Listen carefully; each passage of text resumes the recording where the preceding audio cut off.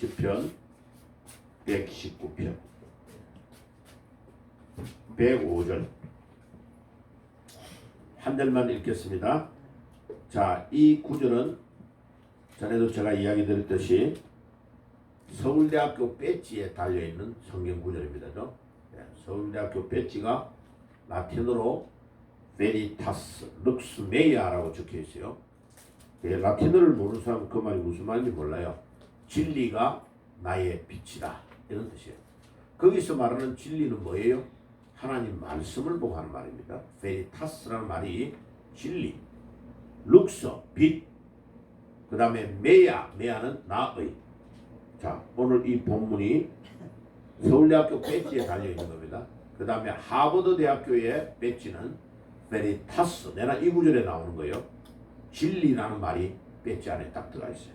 그거를 하버드 대학교 졸업한 총장이 서울대학교로 와가지고 우리나라 서울대학교를 다시 경성제국대학에서 서울대학교로 바꾸고 다시 이제 서울대학교를 재건할 때에 배지를, 세계에서 제일 좋은 하버드 대학교 배지를 우리가 모방해서 만들자 해가지고 만드는 게 성경 있는 구절을 다 넣은 거죠. 하나님의 은혜죠. 아멘. 아멘. 와, 이게요 그냥 아니에요. 그리고 그 배지 도안한 사람이 제가 알고 있는 목사님의 형님 서울대 미대를 졸업한 분이 도안을 한 겁니다. 로고를. 그래서 전부 다 기독교가 서울대학교도 재건하고 그 다음에 기독교의 훌륭한 신사원 박사님과 같은 분이 프린스톤의 교수로 있다가 우리나라 해방되니까 다 그 미국에서 제일 좋은 대학 중에 하나인 프린스톤의 교수 자리를 내놓고 서울대학교 교수로 왔는데 봉급이 100분의 1이더래. 100분의 1. 프린스톤 교수로 있을 때 받을 때 봉급하고 한국에 와요 서울대학교 교수 봉급을 받으니까 100분의 1이더래. 100분의 1. 그럼 왜 미국에서 왜 프린스톤 같은 유명한 대학교에 교수 자리를 내놓고 한국에 돌아가려고 하냐고. 제발 닥터신 돌아가지 말고 프린스톤 같은 유명한 대학교에서 교수를 하라고 이러니까 이분이요 환송사를 프린스톤에 있는 교수들이 환송회를 했는데 그때 뭐라고 말했는지 압니까? 굉장히 유명한 말을 했습니다. 뉴욕에서 제일 높은 빌딩이 엠파이어 스테이트 빌딩이에요. 지금도 엠파이어 스테이트 빌딩이 제가 번에 작년에 가지고 아들하고 거기서 식당에서 밥 먹었는데 다음에 엠파이어 스테이트 빌딩 제가 보여드릴게요. 한 번도 올라간 적이 없대요. 매일마다 학교 갈 때, 학교 돌아올 때 그 앞을 2번 지나갔는데 10년 동안 유학을 하는 동안에 닥터신 엠파이어 스테이트 빌딩을 올라갔냐 이러니까 나는 올라간 적이 한 번도 없다. 그러니까 놀래가지고 어떻게 엠파이어 스테이트 빌딩을 한 번도 올라가지 않았냐고 이러니까 첫째, 박사 공부한다고 시간이 없어서 못 갔고, 두 번째는 엠파이어 스테이트 빌딩에 올라가면 뻔한 거 아니냐, 뉴욕시가 쫙 보이는 거, 그것 때문에 올라가는 거 아니냐고. 그런데 엠파이어 스테이트 빌딩보다 더 위대한 우리 하나님을 내가 봐버렸는데 그 위대한 예수 그리스도와 하나님을 만나서 내 인생 완전히 변화가 와버렸는데 그거보다 더 놀라운 충격이 엠파이어 스테이트 빌딩에 올라가봤자 있겠냐. 그래서 올라갈 필요가 없어서 안 올라갔다. 그 말에 다 놀래버린 겁니다. 여러분, 우리 믿음의 선조들은 이와 같이 자기 모든 것들을 희생해가지고 이 나라를 건국한 겁니다. 그들의 눈물과 피 위에 우리가 서 있는 겁니다. 우리가 잘나고 똑똑한 거 아니에요. 자, 105절 10편 119편 105절을 읽겠습니다. 같이 읽읍시다. 주의 말씀은 내 발의 등이요 내 길의 빛이 나이다. 한 번 더요. 주의 말씀은 내 발의 등이요 내 길의 빛이 나이다. 이때 주의 말씀이 라틴어로 베리타스라는 단어예요. 진리. 그 다음에 내 발에 등이다 할 때 내라는 단어가 메이아라는 단어고 등이다. 빛이라는 말 뒤에 저 밑에 빛이 럭스 LUX. 그래서 여러분 우리 교회의 형광등 이런 거 고치고 럭스가 맞냐 교인들이 성경을 읽을 때 도움이 되냐 안 되냐를 기계로 딱 비춰봅니다. 등이 제대로 다 박혀 있는가. 럭스를 맞춘다고 하죠. 그 럭스가 라틴어의 빛이라는 단어예요. 그 룩스예요. 그 룩스. 우리 룩스라고 하잖아요. 그죠? 그게 라틴어로 럭스예요. 럭스. 자, 오늘 우리 설교 제목이 뭐예요? 어두움 후에 뭐라고요? 빛이다. 자, 이게 켈빈 목사님과 그 제네바의 종교 계획을 일으켰던 분이 교회에다가 딱 이거를 붙여놨어요. 그래서 내가 깜짝 놀란 거예요. 와, 이거를 잊고 있었구나. 와, 켈빈 목사님과 파렐 목사님과 위대한 주의 종들이 종교 계획을 일으킬 때 교회에다가 이걸 아예 딱 글자를 박아놓고 이렇게 종교 계획을 일으켰구나. 그래서 제가 이번에요. 여기를 잘 왔다. 작년에 1년 전에 아들이 아빠 요번에는 저 프랑스에 올림픽 하는 거 이렇게 이렇게 티켓 중요한 걸 구해서 예약을 딱 해놨으니까 나머지 한 3, 4일이 남는데 어디를 가실랍니까? 이라고. 프랑스를 들린 후에 어디를 가랍니까? 이러니까 제가 두 가지 중에 하나 스코틀랜드 바다 건너에 스코틀랜드의 낙서의 그 유적지를 볼 거냐 아니면 제네바의 켈빈 목사님이 세웠던 학교와 중요한 데를 볼 거냐 두 개를 딱 결정하다 두 개 중에 하나를 결정하셔야 하더라고. 그래서 그러면 켈빈 목사님 유적지를 보겠다고 제네바로 계획을 짜라. 그래가 얘가 이제 계획을 쫙 전부 다요. 호텔과 모든 거 거기서 프랑스에서 떼데베라는 우리나라 KTX 그거와 빠른 속도에 300몇 킬로 달릴 그거 타고 제네바로 들어간 겁니다. 그래서 이제 제가 몇 주간 동안 우리 권사님 오기를 기다렸는데 몇 주간 동안 이 제네바를 통해서 우리가 지금 배워야 될 신앙이 뭔가 그거를 간증을 하겠습니다. 하면서 신앙을 나누려고 해요. 자, 기도하고 말씀 나누겠습니다. 주님, 켈빈 같은 위대한 주의 종들은 가장 어두웠던 시기에 만약 천주교를 떠나서 예수님을 전하면 잡혀서 죽이는 그때 그들은 자기가 태어난 프랑스에서 살지 못하고 스위스의 영역인 제네바로 피난을 오고 도망을 다 쳤어. 그 당시에 스페인과 프랑스가 전쟁을 하고 있는 그런 어려운 시기 속에 그들이 하나님만 의지하고 믿음으로 살며 종교 개혁을 단행했습니다. 언제 천주교에 그들이 보낸 군인들이 잡아서 자기를 죽이려는지 알지 못하는 위기 상황 속에서 그들은 신앙생활하며 교회의 지하 동굴에서 수많은 사람들이 거기에서 죽은 그곳에서 그들이 말씀 운동과 성경을 번역하며 중요한 책들을 펼쳐놔서 종교 개혁을 단행했습니다. 하나님, 우리가 너무나 편안한 가운데서 믿기 때문에 예수 믿는 것이 얼마나 감사하고 축복인가를 알지 못하고 살 때가 너무나 많습니다. 주님, 우리가 몇 주간 동안 제네바에서 종교 개혁을 일으켰던 위대한 인물들의 신앙을 저희들이 따라가고 배우고 닮아가기를 소원합니다. 주님, 우리는 지금 이 시대에 너무나 좋은 환경에 살고 있지만은 중세 시대 때의 신앙의 인물들보다도 훨씬 더 타락된 믿음의 생활을 하고 있다는 것을 깨닫게 하시고 오늘도 우리가 말씀을 통하여 또 우리 믿음의 선조들이 걸어갔던 믿음을 우리가 비교하여 보면서 우리 자신의 나약함과 부족함과 우리 신앙이 나태한 것을 충격을 받는 시간이 되게 하시고 깨달는 시간이 되게 하시고 우리 남은 생애를 어떻게 살다가 가야 우리 하나님이 가장 기뻐하시는 삶을 살 수 있는지를 깨닫고 오늘 이 예배를 가치 있고 의미 있게 드리는 시간이 되게 주옵소서. 오늘도 부족한 종이 우리 하나님이 서야 될 자리에 예수님이 서서 말씀을 전해야 될 자리에 대신해서 섭니다. 주께서 종을 감추어 주시고 이 시간 친히 나타나셔서 꼭 필요한 말씀을 증거해 주시며 주님, 이 말씀을 또 유튜브로 듣는 사랑하는 주의 백성들이 큰 충격을 받는 시간이 되게 해 주옵소서.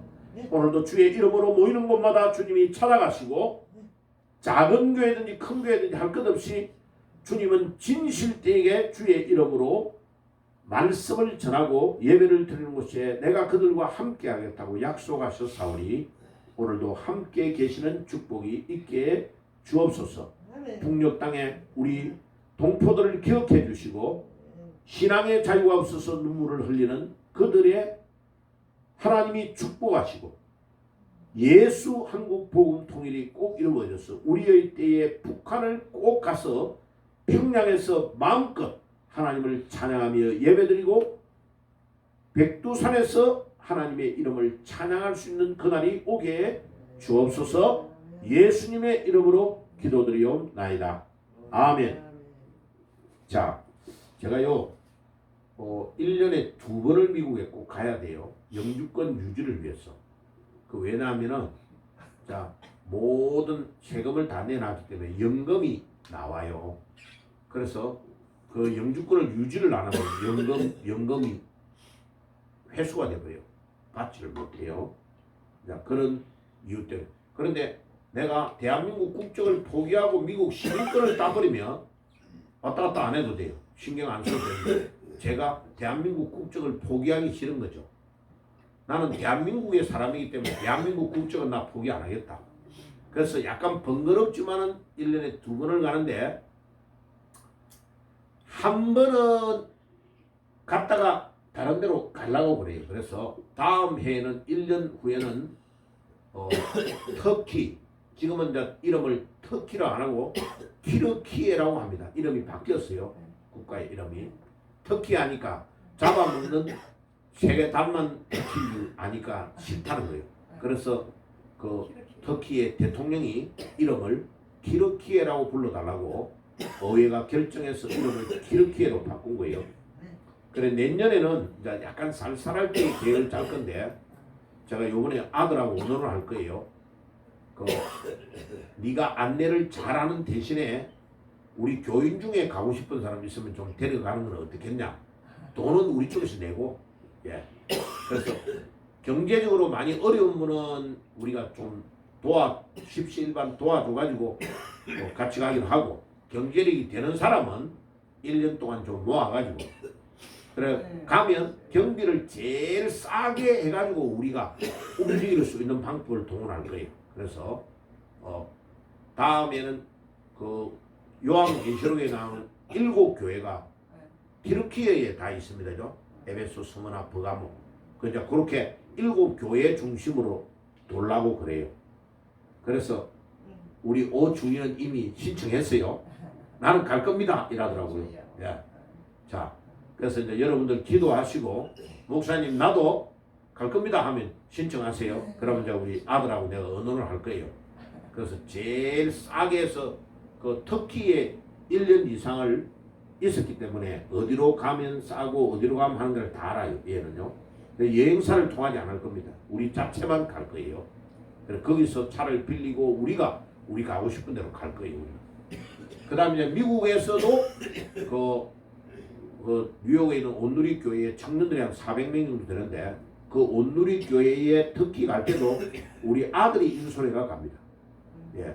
그래가지고 그때 갈 때 뭐 몇십 명을 데리고 가는데 경비는 자기들이 다 부담하고 각자가 자기 부담하고 예약은 아들이 해가지고 비행기 같이 타고 1년에 몇 번을 그 애는 가요. 거기에 세운 교회 그 안디옥 교회 같은 교회 지진이 나서 무너졌거든요. 거기를 다시 재건하는 것을 그 뉴욕에 있는 교회가 하고 있는 겁니다. 돈을 많이 들여가지고 교회에서 전적으로 돕고 그 다음에 장로님 중에 재력이 있는 분은 그 교회 세우는데 돕고 아들은 이제 사람들을 인솔해가지고 가는 거를 책임져가지고 데려가기 때문에 다음에는 터키 그 다음에는 제 계획에 이스라엘을 가려고 합니다. 그래서 우리 이제 근사님도 한번 같이 갑시다. 예, 우리 이제 천국 가기 전에 예수님이 사역했던 데도 가보고 바울이 사역했던 데도 가보고 요한이 에베소 교회에 150까지 살다가 돌아가셨거든요. 거기에 무덤이 거기에 있어요. 그다음에 예수님의 어머니 무덤도 거기 있을 겁니다. 아마 거기 모시고 있다가 요한이 세상을 떠났기 때문에 내가 찾아볼 건데 에베소 교회에 있는데 있을 겁니다. 그래서 이제 기도하고 제가 그냥 갔다 온 게 아니고 자 여러분들이 이제 좀 신앙적인 것을 내가 기도하면서 비행기를 타고 오면서 이 제네바의 중요한 신앙을 우리 교인들에게 좀 가르쳐 드려야 되겠다 해서 지금 이제 정리를 하는 겁니다. 자, 첫 번째 봐야 될 사진들은 제네바가 얼마나 그 당시에 1500년과 1600년도에 중요했던 건가를 보여주는 겁니다. 자, 보세요. 여러분들 이제 사진을 보면서 편안하게 보면서 말씀을 드릴게요. 자, 제네바는 어디에 있냐면 여기가 프랑스예요. 여기가 프랑스고 지도가 옆에는 벨기에고 그 위에가 네덜란드예요. 그 옆에 건너편에가 영국이에요. 영국. 그 영국하고 프랑스 있는 데는 해저 터널이 뚫려 있습니다죠. 땅 밑으로 바다 밑으로 차를 운행해가지고 물론 요금은 비싸요. 그쪽으로 운행을 할 수 있습니다. 차로 올 수 있습니다. 배로 갈 수도 있는데 차로 바로 터널이 뚫려 있습니다. 자, 그 다음에 우리 이제 지금 생각하는데 영국 쪽에 북쪽에 스코틀랜드에 잔 낙스가 세웠던 교회하고 거기에 한 교회에 그레이 플라이어스 처치 조금 있다가 이제 우리 추수감사주일 되면 제가 그 설교해 줄 겁니다. 1200명이 순교한 교회가 있어요. 그레이 플라이어스 컬크라고 하는데 그레이 플라이어스 처치에 그 교회를 꼭 가볼 겁니다. 그 북쪽 스코틀랜드의 수도가 에딘버러인데 에딘버러에 그게 다 있어요. 거기에 켈빈 목사님의 제자인 잔 낙스라는 사람이 그 스코틀랜드에 장로교를 세웠는데 거기를 우리가 꼭 한번 또 가보자고요. 그래서 이제 기도하고 1년에 여러분들 용돈을 잘 모으셔가지고 성지순례 갈 때 좀 쓰시기를 바랍니다. 자, 그러면 이제 그 다음에 보세요. 요 가까이에 제네바가 엄청나게 큰 호수가 여기 있어요. 그리고 요 위에 요쪽은 프랑스예요. 프랑스. 그리고 요쪽 쪽은 스위스예요. 스위스. 이 호수를 경계로 해서 이 호수 있는 여기는 스위스 영역이에요. 여기 호수 이름이 레만 호수예요. 레만 호수인데 여기에 지도로 봐서 그렇지 실제로 가보면 엄청나게 큽니다. 바다 같습니다. 파도가 치고 말 안 하면 이게 바다구나 이렇게 알아요. 그런데 이제 이 제네바 시는 이쪽 끝부분에 여기 있어요. 여기에 있는데 여기에 롬강이라는 강이 흘러내려요. 요 강이 물이 많이 내려오면서 강이 여기도 내려오고 스위스에 있는 높은 산들이 만년설이 많은데 우리가 샤넬 향수가 유명하죠, 그죠? 예, 그게 여기 샤넬이 여기입니다. 여기. 자, 그래가지고 여기에 만년필 대통령이 사인할 때 주로 쓰는 만년필이 몽블랑이라는 만년필입니다. 아주 유명한 거예요. 예, 독일제인데 이 몽블랑이라는 산이 요쪽 쪽에 뒤에 있습니다. 이 만년설이에요. 우리 백두산보다 더 높아요. 4,808m예요. 그래 멀리서 보면 제네바에서 보면 그 산이 보여요. 눈이 항상 사계절 내내 덮여 있고 그 산이 덮여 있는 거기에 몽블랑 마크가 별로 딱 돼가지고 흰 별로 딱 해놓은 이유가 몽블랑 산에 눈이 만년설을 상징해가지고 마크를 만들어놓은 거예요. 그래서 몽블랑 만년필 하나 가지는 게 평생 소원이라는 사람이 많아요. 그래서 이제 여기에 다 있는 거죠. 자, 그런데 우리는 그런 거 보러 가는 게 아니고 요 제네바에 켈빈 목사님과 위대한 주의 종들이 1517년 종교개혁을 일으킬 그 당시에 엄청나게 나라가 혼란했어요. 옆에 있던 스페인이라는 요 옆에 있는 요 나라하고 옆에 있는 프랑스하고 전쟁이 일어나가지고 피난민들이 엄청나게 모인 거예요. 그런데다가 이제 천주교가 기독교 개신교를 박해하니까 잡히면 죽으니까 도망을 친 사람들이 요 제네바에 다 모인 겁니다. 왜? 제네바가 스위스의 연방 프랑스에 딱 등록되어 있기 때문에 프랑스 사람들이 마음대로 와서 여기는 잡아가 죽일 수가 없는 영역이니까 여기에 딱 숨어 들어온 겁니다. 그래서 이 제네바의 제일 먼저는 여기가 이제 제네바 도시 중에 위에서 켈빈 목사님이 목회를 했던 교회에서 밑으로 딱 보고 찍으면 사진이 이렇게 찍혀요. 예, 여기가 제네바의 제일 중요한 중심가입니다. 여기가. 예. 자, 그래서 제가 여기에 폭포수 있는데 여기 앞으로 딱 걸어가 봤습니다. 자, 걸어가 보고 경치가 아주 좋죠, 그죠? 자, 배를 타가지고 관광을 할 수 있는데 시간이 없어가 배는 못 탔습니다. 예, 다음에 우리 교인들 가면 배 한번 탑시다. 예, 오래 살아야 돼요. 예. 자, 그래가지고 지금 우리가 이 제네바시 안에 여기에 엄청나게 중요한 게 여기 직결돼 있어요. 여기. 자, 켈빈 목사님이 목회를 했던 교회가 생피에르라는 교회가 여기 있고, 생이 뭐냐면 성 피에르가 베드로를 피에르라 합니다. 프랑스 발음으로 성 베드로 교회예요. 그러니까 이제 켈빈 목사님이 여기에서 목회를 해가지고 이 시 전체를 기독교 개신교로 딱 바꿔버리니까 로마 카톨릭에서 뭐라고 하느냐면은 천주교를 대항하는 교황이 켈빈 목사다 이래가지고 저 천주교의 수도가 로마 바티칸이라는 거죠. 그래서 제네바가 개신교의 바티칸이다 이렇게 말한 겁니다. 그만큼 유명한 데는 여기요. 그러니까 원래 생피에르 이 성당이 천주교 성당이었어요. 그런데 제네바시 자체가 전부 다 의회를 열어가지고 우리는 천주교 예배 지금부터 안 드려 하고 결정을 해버리고 천주교의 신부들과 모든 사람을 다 쫓아내버린 겁니다. 쫓아내버리고 거기에 그러니까 켈빈 목사님이 가기 전에 윌리엄 파렐이라는 목사가 먼저 거기를 점령해가지고 있은 겁니다. 자, 그래서 이제 우리는 거기를 구경하러 가는 겁니다. 자, 보세요. 이제 제네바의 도시 안에 제일 중요한 여기가 이제 켈빈 목사님이 세웠던 신학교가 여기에 있는 겁니다. 그거를 이제 사진을 좀 더 제가 좋은 사진을 몇 개를 가져왔는데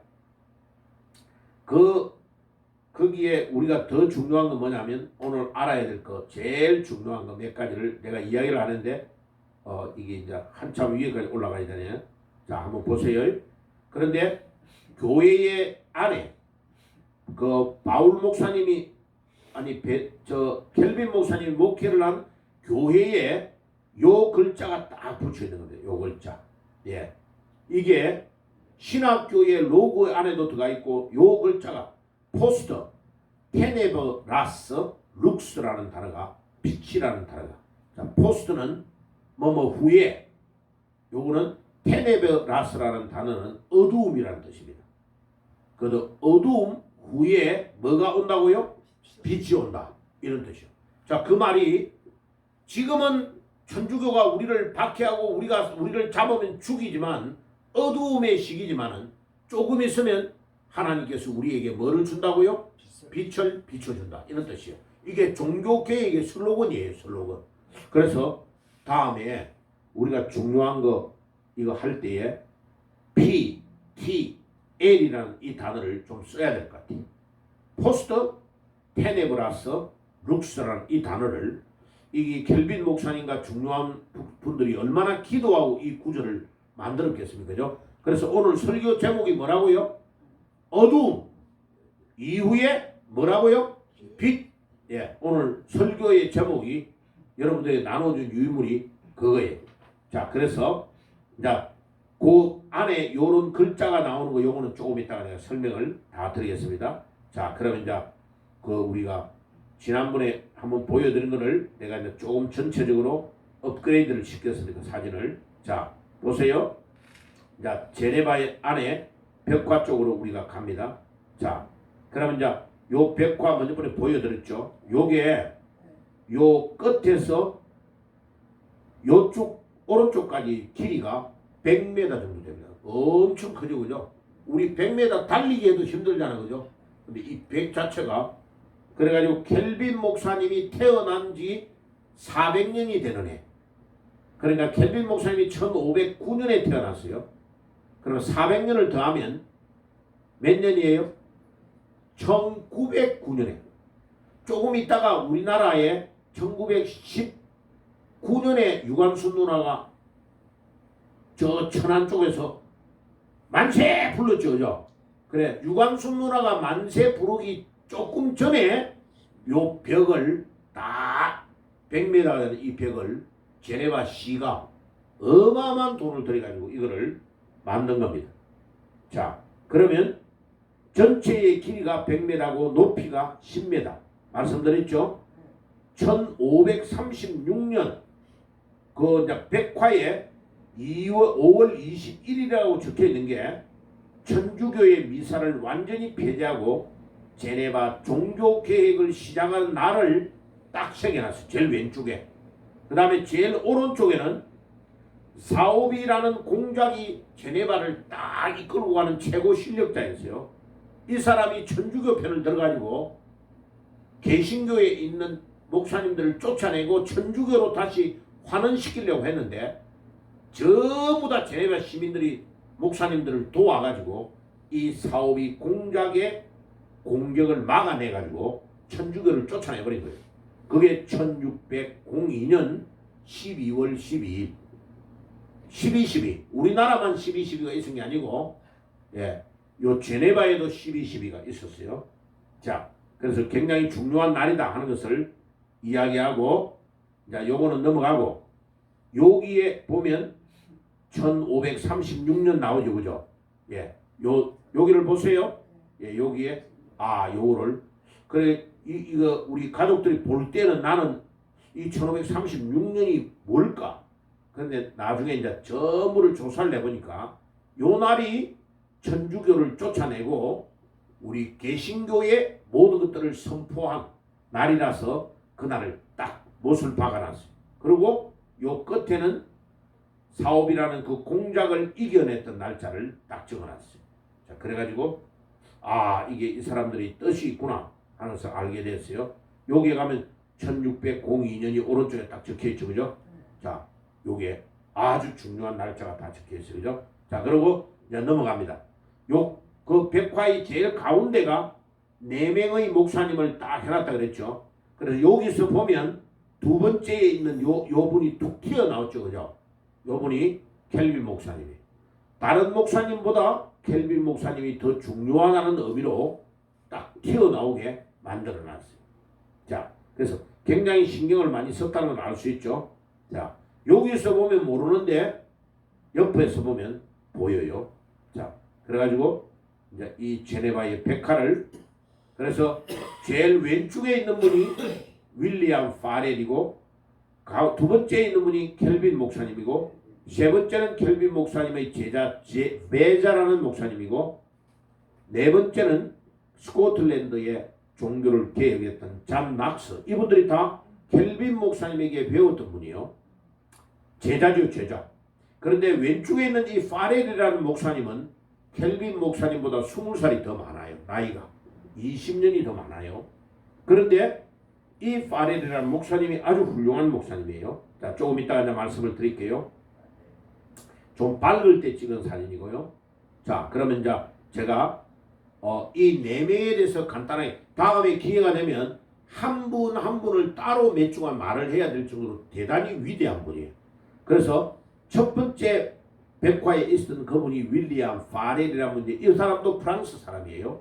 자, 1489년에 태어났기 때문에 켈빈 목사님이 1509년이니까 빼보면 20살 차이 딱 나요. 20살. 나이가 20살 훨씬 나이가 많은 형님이에요. 형님. 그 다음에 데오도로 베자 세 번째, 네 번째가 낙스라는 인물이에요. 자, 그러면 제가 이거를 이제 간략하게 정리를 좀 해놨어요. 그래서 유튜브에 들어오는 분들이 이분이 누군가를 좀 알도록 하기 위하여 윌리엄 파렐이라는 목사님은 켈빈 목사님보다도 20살 정도 많은데 돌아가시는 것은 스위스의 네샤텔이라는 곳에서 천국으로 갔어요. 자, 그래가지고 종교개혁을 도왔는데 이분이 위대한 것은 뭐냐면요.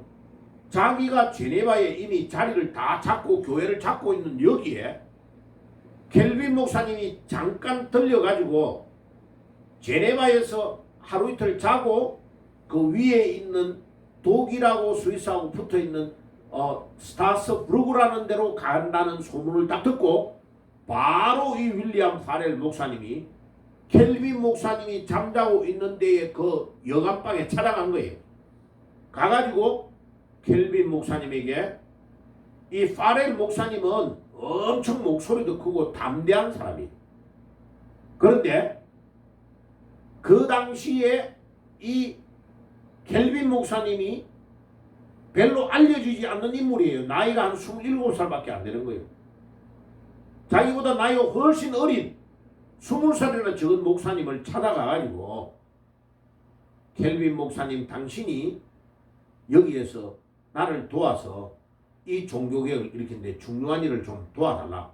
왜냐하면 천주교가 모든 것으로 공격을 하는데 글을 쓰고 책을 써가지고 발표를 하려면 실력이 없으면 안 된다 이거예요. 나는 감 지르고 막 나가서 땡감 지르는 건 잘할 수 있는데 실제로 책을 쓰고 차분하게 학문적으로 천주교가 뭐가 잘못됐다는 것을 말할 수 있는 분은 켈빈 목사님 당신이 최고다 최고.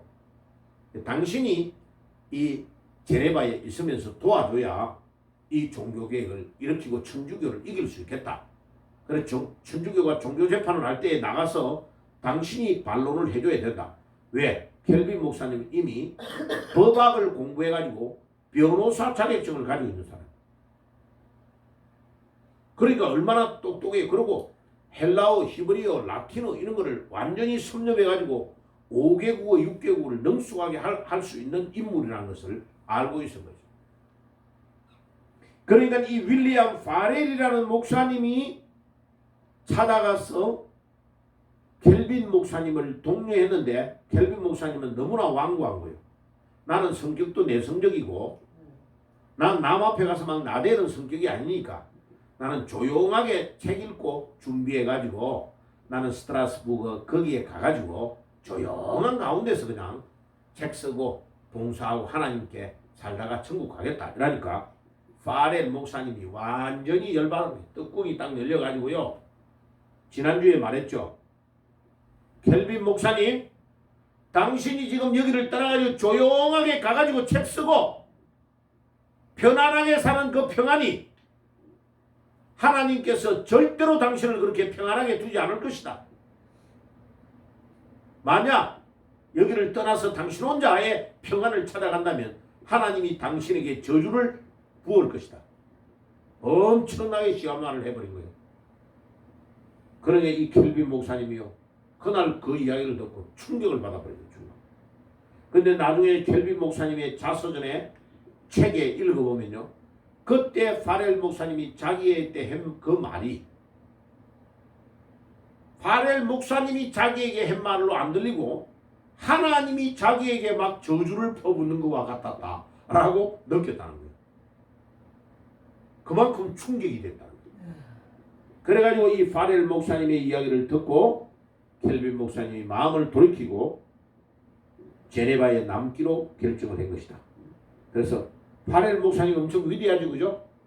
예, 자기가 자기 자리를 켈빈 목사님에게 내어줘야 되는 상황인데 자기보다 20살이 적은 목사님을 위대한 목사님으로 받아들이고 그를 자기가 봉사하는 교회에 여기에 섬기도록 했다. 이거는 대단한 거예요. 이 윌리엄 파렐 목사님은 정말로 대단한 인물이에요. 예, 그의 실제 그림, 그 다음에 사진 남아있는 것들을 놓아드렸습니다. 자, 두 번째는 켈빈 목사님이고 켈빈 목사님은 55세까지 젊은 나이에 요즘으로 말하면 너무 젊은 나이에 세상을 떠났어요. 그죠? 1509년에 탄생해가지고 1564년에 55세의 나이에 돌아가신 거예요. 자, 이 켈빈 목사님의 사진이에요. 그 당시에 이 프랑스 사람들은 얼굴이 갸름해서 그런지 요런 모자가 참 어울려요. 그죠? 보면. 예. 자, 그 다음에 페자라는 목사님이 페자. 예, 페자는 요 사진이 이래요. 그죠? 페자. 자, 켈빈 목사님과 나이 차이가 10살 딱 나지. 그죠? 이 사람은 1519년생. 10살 차이에요. 그죠? 자, 10살인데 이분은 켈빈 목사님 밑에서 켈빈 목사님 돌아가시고 다음에 신학교를 이어가는 학장 역할을 한 분이에요. 그래서 이 켈빈 목사님이 일찍이 돌아가시니까 켈빈 목사님의 그 운구되어가는 시신을 따라가면서요.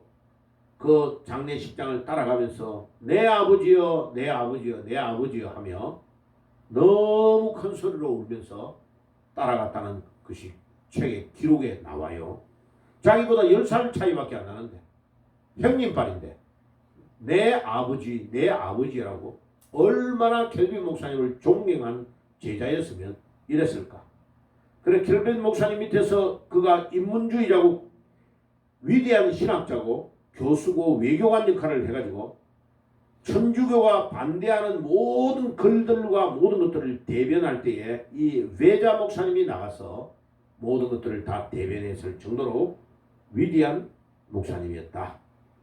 그래서 켈빈 목사님이 돌아가시고 나서 참 훌륭한 사역을 이 목사님이 상당히 비교적 그 당시에 오래 살았죠. 그죠? 예, 그 당시에 오래 살았습니다. 자, 그 다음에 네 번째 인물이 이 존 낙스 목사님이 존 낙스. 예, 이분은 유일하게 4명 중에 앞에 3명은 전부 다 프랑스 사람인데 이 사람만 스코틀랜드, 영국의 북쪽의 스코틀랜드의 사람입니다. 그죠? 자, 그래가지고 이분은 켈빈 목사님 밑에서 피난민으로 와 있는 영국 쪽의 사람들, 영어를 쓰는 사람들이 와 있는 거기에 모아서 예배를 인도하고 설교를 늘 하다가 켈빈 목사님을 떠나가지고 스코틀랜드로 돌아가서 영국 북쪽의 스코틀랜드의 장로교회를 세운 사람이 존 낙스입니다. 낙스. 야, 위대한 인물이죠. 켈빈 목사님하고는 4살 정도밖에 차이 안 납니다. 그런데 굉장히 중요한 일을 추수감사절이 돌아오면 제가 낙스에 대한 설교를 좀 많이 해드릴 겁니다. 존 낙스. 자, 스코틀랜드의 종교개혁을 완성한 위대한 인물입니다. 그러면 스코틀랜드뿐만 아니고 나중에 또 켈빈의 영향을 받아서 네덜란드를 창설한 사람 아브라함 카이프라는 위대한 인물이 또 있습니다. 예, 그런 사람들이 나라 자체를 전부 다 종교개혁을 일으켜가지고 나라를 건국했던 위대한 인물들이 켈빈 목사님 밑에 자라난 겁니다. 자, 그러면 오늘은 중요한 거 몇 가지를 이야기를 드릴게요. 아까 이야기한 것처럼 제네바의 좌우명은 어둠 이후의 빛이다 라는 말씀 그대로 그런데 이 종교개혁을 일으킨 이후에 너무나 어두운 세력들, 허감의 근신을 이 천주교의 세력들이 계속해서 여기를 허물려고 노력을 많이 했습니다. 그래가지고 켈빈 목사님이 1536년에 거기에 정착을 했는데 1년 정도 있다가요 제네바에서 쫓겨납니다. 파렐 목사님하고 2명이 쫓겨나는 일이 일어나요. 그래가지고 스트라스부르크에 가가지고 책을 쓰고 2년 정도 있다가 제네바에서 켈빈 목사님 같은 위대한 분이 아니면은 절대로 천주교를 이길 수 없겠다 하고 제네바시 의회가 다시 결정을 해가지고 자기들이 켈빈 목사님과 파렐 목사님을 쫓아낸 것이 잘못됐다 하고 켈빈 목사님과 파렐 목사님을 다시 오시도록 요청했습니다.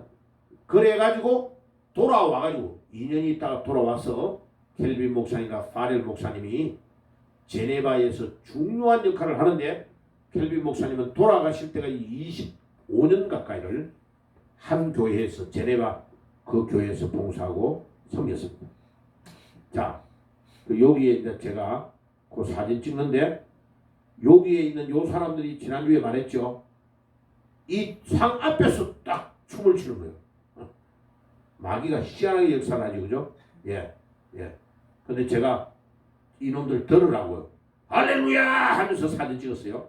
예. 잘했죠? 예. 어디서 여기서 춤으로 춤추면서 위대한 목사님들 앞에서 그냥 그렇게 안 하고. 그래. 자, 그런데 이제, 지금 오늘 설교의 핵심이 뭐냐면요. 이 목사님들이 종교개혁을 일으킬 때에 제네바에서 한 일이 크게 딱 두 가지. 자, 요 책이 켈빈 목사님이 쓴 그 당시에 최고의 위대한 책, 기독교 강요라는 책이에요. 여기에 크리스티아라고 적혀있죠. 여기 켈빈 목사님이 썼던 책입니다. 자, 종교개혁을 일으킬 때에 반드시 책을 써야 되고, 두 번째는 성경을 번역했다는 것을 딱 가르쳐줘요. 자, 여기에 연도를 딱 들어가 보면요. 연도가 딱 나와요. 연도가 나오는데, 여러분들이 볼 때는 여기 어려워요. 근데 제가 이제 딱 읽어보면, 여기 뭐냐면요. 요게 1536년이라고 딱 적혀있어요. 로마 숫자로. 그럼 켈빈 목사님이 나이가 몇 살이냐면 1509년에 태어났는데 1536년이니까 27세예요. 27살에 이거를 쓴 거예요. 그것도 자기 나라 프랑스어로 쓴 게 아니고 그 당시에 통용어인 로마어로 라틴어로 쓴 거예요. 근데 이 책이 얼마나 대단하냐면요. 신구약 66권을 읽을 때에 신구약 66권이 뭐가 제일 중요한가? 그리고 천주교가 뭐가 잘못됐는가를 딱 적는데 요 페이지 수가 몇 페이지 정도냐면 300페이지 정도 되는 분량이에요. 27살. 와, 우리 주의 나이보다 더 젊다, 그죠? 27세에 켈빈 목사님이 이 기독교 강요를 쓴 거예요. 그리고 쓰고 나서 다시 재판을 내고 마지막 판을 낼 때에 계속 이단들과 천주교에서 공격을 하니까 300페이지 되는 분량을 마지막에 쓸 때는 요게 마지막 거예요. 오른 왼쪽에 있는 게 처음에 쓴 거고 맨 마지막에 쓴 것이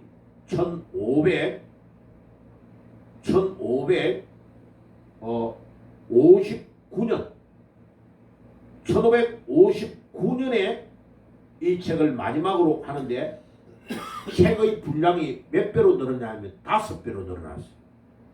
이단들이 계속 공격하는 거에 대답을 켈빈 목사님이 해가지고 정판을 해가지고 요거는 300페이지 됐는데 첫 번째 거는 마지막에 낸 책은 1500페이지 정도 나옵니다.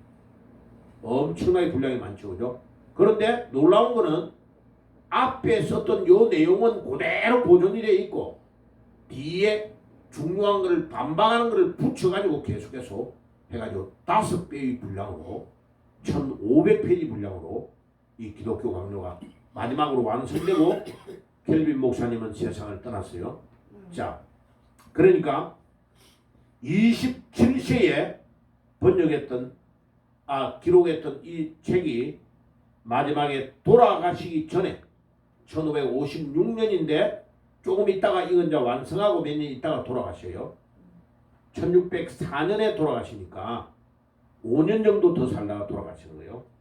자, 그래서 요게 굉장히 중요한 책이고 기독교 강요라는 책이 마지막에 두 번째 한 게 뭐냐면 1560년에 번역한 제네바 성경이에요. 제네바 성경. 영어로 번역을 했어요.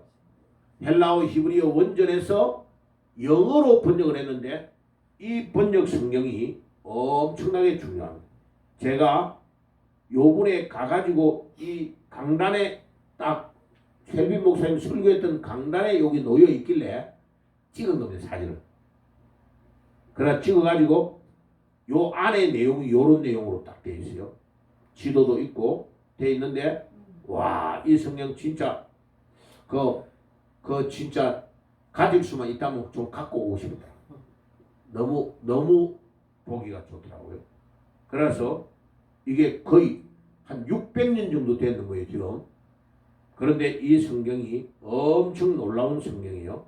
그리고 이 성경이 번역되고 나서 51년 후에 영국의 킹제임스 버전이 번역이 된 겁니다. 이 성경이 훨씬 앞서요.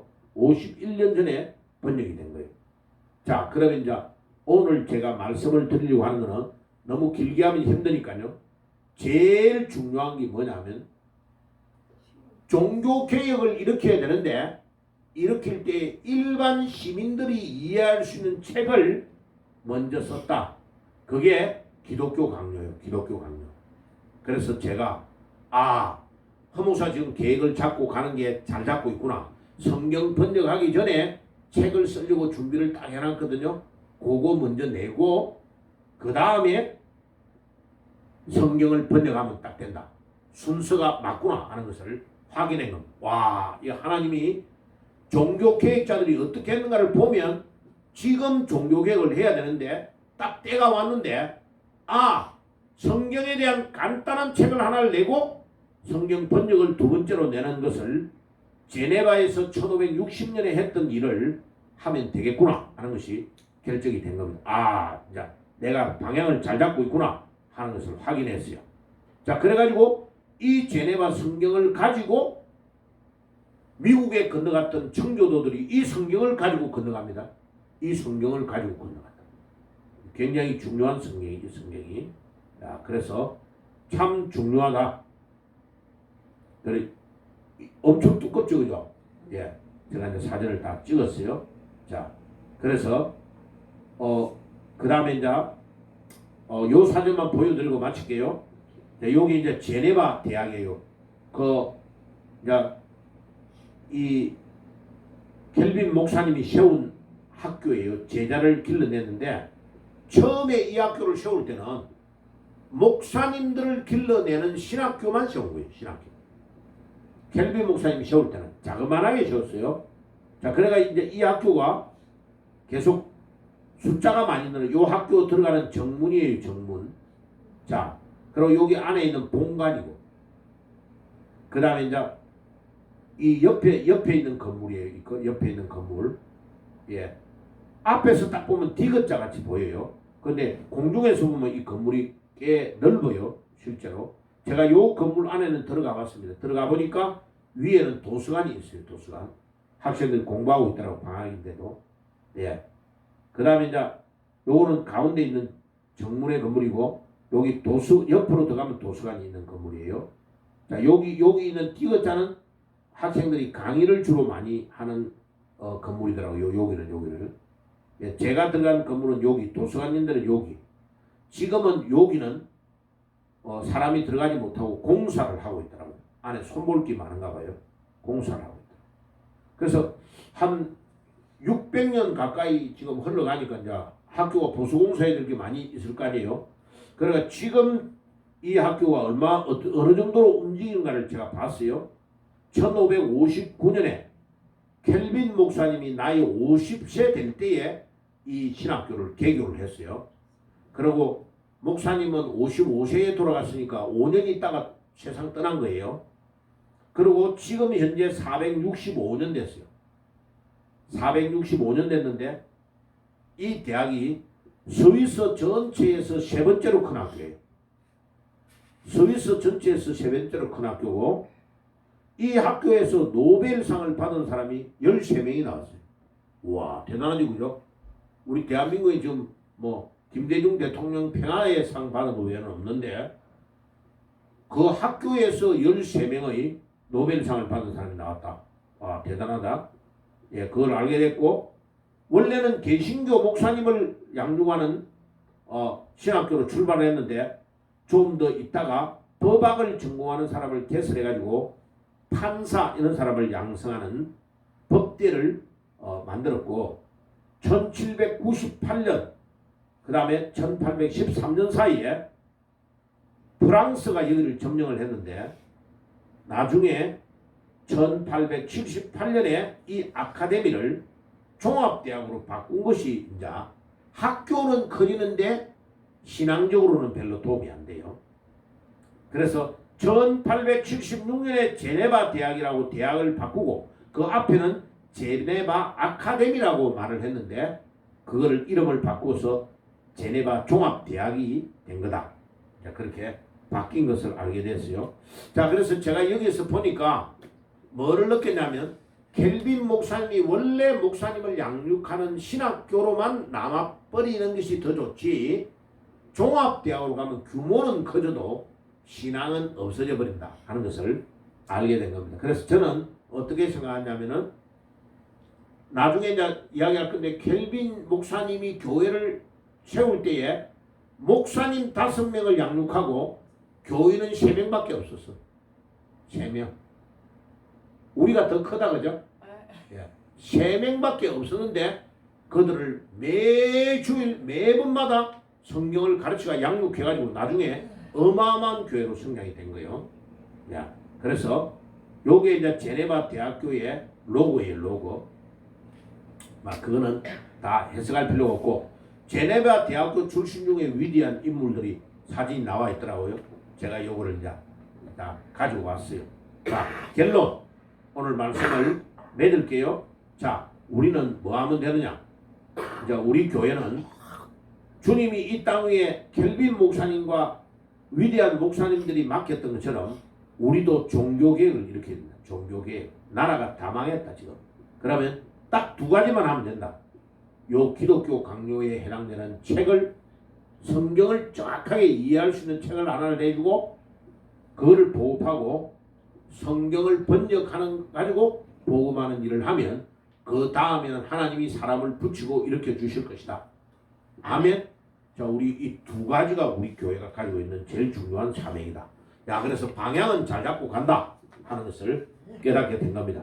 자, 다음 주일에는 이 교회가 어떤 일을 했고 이 교회에 대한 거 제가 준비를 해놓은 거를 보여줄 겁니다. 그래서 다음 주일은 교회가 어떤 교회가 역할을 했고 이 켈빈 목사님이 세웠던 이 어마어마한 교회가 이제 이 교회인데 예, 생피에로 처치인데 이 교회 밑에 지하에 사람들이 순교하고 죽었던 동굴이 다 있어요.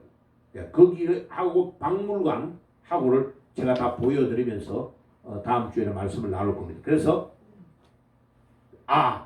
역시 성경을 번역하고 책을 딱 내서 교인들을 이렇게 세워놓고 목사님들이 종교개혁을 할 때에 신학교 세우고 교회 세우고 중요한 일을 했구나.